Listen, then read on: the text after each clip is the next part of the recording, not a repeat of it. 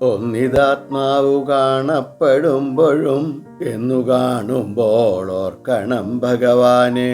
എന്നും ഗോവിന്ദാനുഗ്രഹം കൂടാതെ വന്നിടാ മോക്ഷം. കൃഷ്ണ ഹരേ ജയ. പിതാമഹ, ഈ ധർമ്മങ്ങളിലും ആശ്രമങ്ങളിലും വെച്ചിട്ട് ഏതാണ് ശ്രേഷ്ഠം? രസകരമായൊരു ഇതിഹാസത്തിൽ കൂടിയാണ് ഭീഷ്മ പിതാമഹൻ അതിന് മറുപടി പറഞ്ഞു കൊടുത്തത്. പണ്ട് നകുഷ മഹാരാജാവ് തപസ്സുകൊണ്ടും സ്വാധ്യായം കൊണ്ടും വലിയ ജ്ഞാനിയായി തീർന്നു. അതിൻ്റെ ഫലമായിട്ട് അദ്ദേഹത്തിന് തുഷ്ടാവിൻ്റെ പശുവിനെ കിട്ടി.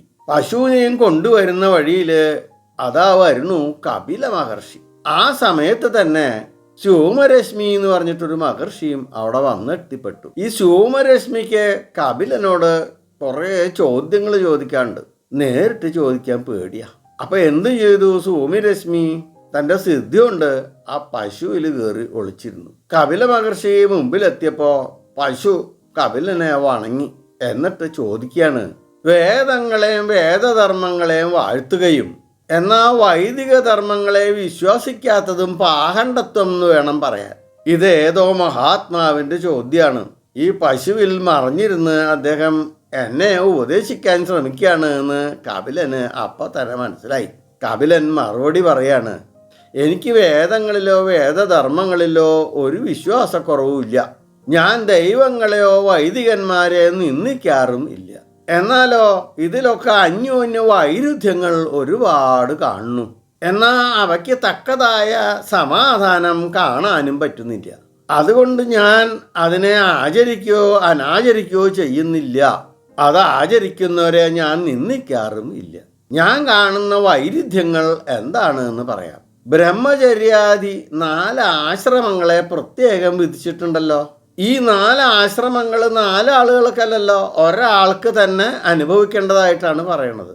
ഈ 4 ആശ്രമങ്ങളുടെ കർമ്മങ്ങൾ വ്യത്യസ്തമാണ്. ഇനും വ്യത്യസ്ത ധർമ്മങ്ങളോടുകൂടിയ ആ 4 ആശ്രമങ്ങളും ഒരേ ലക്ഷ്യത്തിന് വേണ്ടിയിട്ടുള്ളതാണ് താനും. അതാണ് അതിൽ വിചിത്രമായിരിക്കുന്നത്. ഒരാൾ തന്നെ 4 ആശ്രമങ്ങളെ സ്വീകരിക്കുകയും നിഷേധിക്കുകയും ചെയ്യാന്ന്. അതാണ് എനിക്ക് മനസ്സിലാവാത്ത സിദ്ധാന്തം. ഒരാൾക്ക് വിധിയും നിഷേധവും ഉണ്ടായാൽ ഏതിനെയാണ് സ്വീകരിക്കേണ്ടത്? രണ്ടിനെയും സ്വീകരിക്കണം എന്നല്ലേ ആചാര സമ്പ്രദായം. അതെങ്ങനെയാ ശരിയാവുക? ബുദ്ധിമാനായ ഒരാൾക്ക് അതെങ്ങനെ അംഗീകരിക്കാൻ കഴിയും?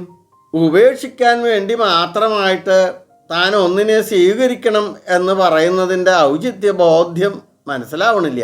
ഇതിലാണെങ്കിലോ കർമ്മം അനിഷേധ്യമാണ്. എന്നാൽ ആ കർമ്മത്തെ ഉപേക്ഷിക്കാൻ പാടില്ല എന്നും പറയുന്നു. ജന്മം കൊണ്ടല്ലേ മുക്തി ഉണ്ടാവുള്ളൂ. അതിനായിട്ട് മുമുക്ഷു സർവ കർമ്മങ്ങളെയും ഉപേക്ഷിക്കണമെന്ന് നിഷ്കർഷിച്ചിട്ടുണ്ട്. എന്തൊരു വിചിത്രതയാണ് ഇത് അല്ലേ? ഏറ്റവും വിചിത്രമായ സംഗതി ഒന്നിനെ സ്വീകരിക്കുകയും ഉപേക്ഷിക്കുകയും രണ്ടും ചെയ്യുന്നത് മുമുക്ഷു ആകണം എന്നുള്ള ലക്ഷ്യത്തിന് വേണ്ടിയിട്ടാണ് താനും.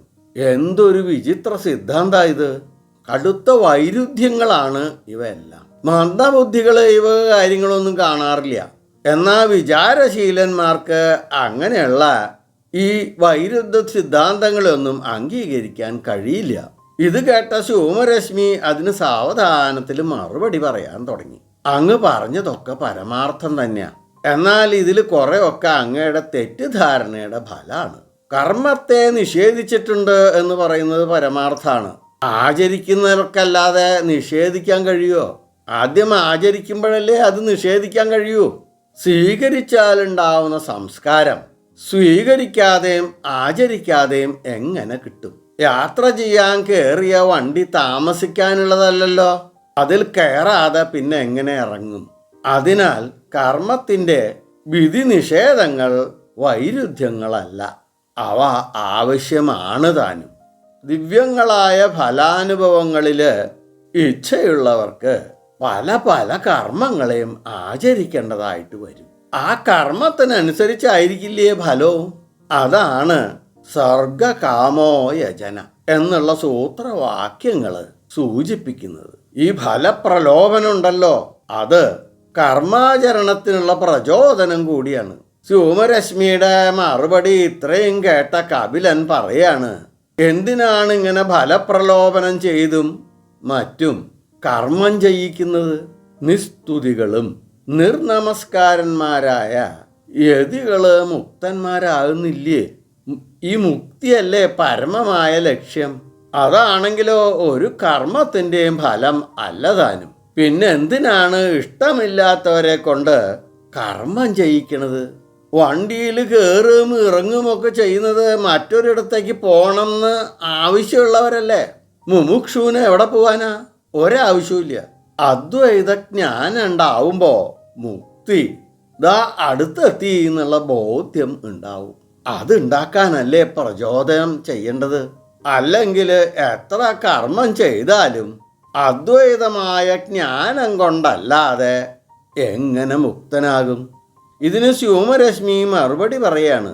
അനേകവിധ ഭേദബുദ്ധികളോട് കൂടിയ ഗൃഹസ്ഥന് അഭേദജ്ഞാനം ഉണ്ടാവാൻ വയ്യ. എത്രയൊക്കെ ഉപദേശിച്ചാലും പ്രചോദിപ്പിച്ചാലും ത്യാഗം, വൈരാഗ്യം, അഭേദജ്ഞാനം മുതലായവയൊന്നും ഗൃഹസ്ഥന് ഉണ്ടാവാൻ വയ്യ. വിഷയവാസനകളാണ് അതിനുള്ള കാരണം. മനസ്സിൽ നിന്ന് വിഷയവാസനകൾ നീങ്ങിയല്ലാതെ ത്യാഗവൈരാഗ്യങ്ങളോ ഭക്തിയോ ഒരു ഗൃഹസ്ഥന് ഉണ്ടാവാൻ പോകുന്നില്ല. അനേകവിധ സംസാര ബന്ധങ്ങളിൽ കുടുങ്ങി വലഞ്ഞു കിടക്കണ വാസനാനിബിഡമായ മനസ്സോടുകൂടിയ ഗൃഹസ്ഥന് ഒരിക്കലും മുക്തി കിട്ടാൻ പോകുന്നില്ല എന്നുള്ളതാണ് സത്യം. അതിന് കപിലൻ പറയുന്ന മറുപടി ഇങ്ങനെയാണ്. വേദങ്ങൾ പരമപ്രമാണങ്ങളാണ്. എനിക്കതിൽ ഒട്ടും ആക്ഷേപവും ഇല്ല. ശബ്ദബ്രഹ്മമാണ് വേദത്തെ വിശേഷിപ്പിക്കുന്നത്. ഗൃഹസ്ഥന് അവേദജ്ഞാനം ഉണ്ടാവാൻ വയ്യ എന്നങ്ങ് പറഞ്ഞുല്ലോ. ആരും ഗൃഹസ്ഥനായി ജനിക്കുന്നില്ല. മനുഷ്യനായി ജനിച്ചവനെ ഗൃഹസ്ഥനാക്കി തീർക്കുന്നത് ഈ വേദവിധികളാണ്. പിന്നെ ഗൃഹസ്ഥന് ജ്ഞാനത്തിന് അർഹതയില്ല എന്ന് പറയുന്നതിൽ എന്താ അർത്ഥം?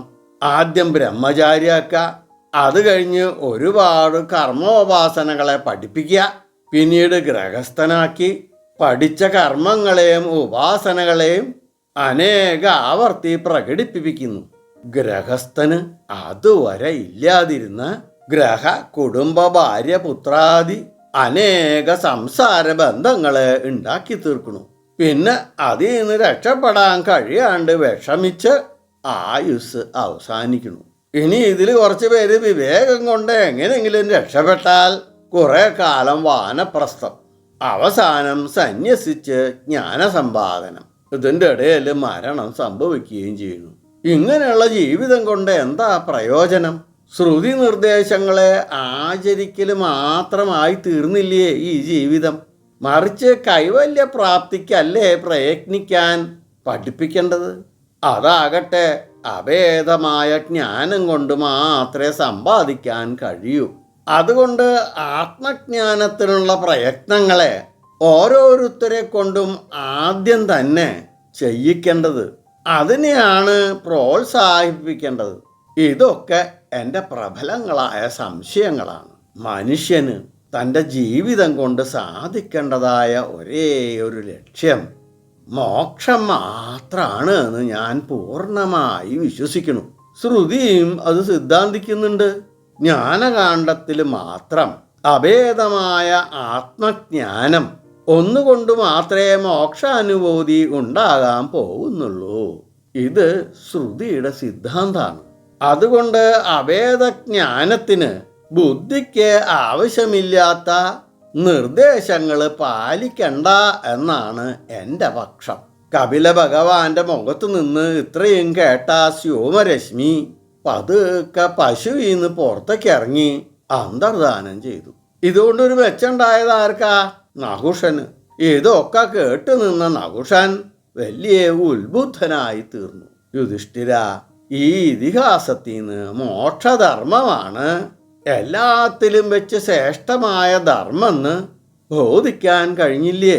മോക്ഷധർമ്മത്തെ നിർബാധം സാധിക്കാനും ആചരിക്കാനും പറ്റുന്ന സംസ്കാരം ഉണ്ടാവാൻ വേണ്ടിയുള്ളതാണ് ബാക്കിയുള്ള ധർമ്മങ്ങൾ അത്രയും എന്ന് പറഞ്ഞ് പിതാമഹൻ അവസാനിപ്പിച്ചു. എല്ലാവർക്കും ഭഗവാന്റെ എല്ലാ അനുഗ്രഹാശിസ്സുകളും എപ്പോഴും ഉണ്ടാവണേ എന്ന് പ്രാർത്ഥിച്ചുകൊണ്ട് ലോക സമസ്ത സുഖിനോ ഭവന്തു.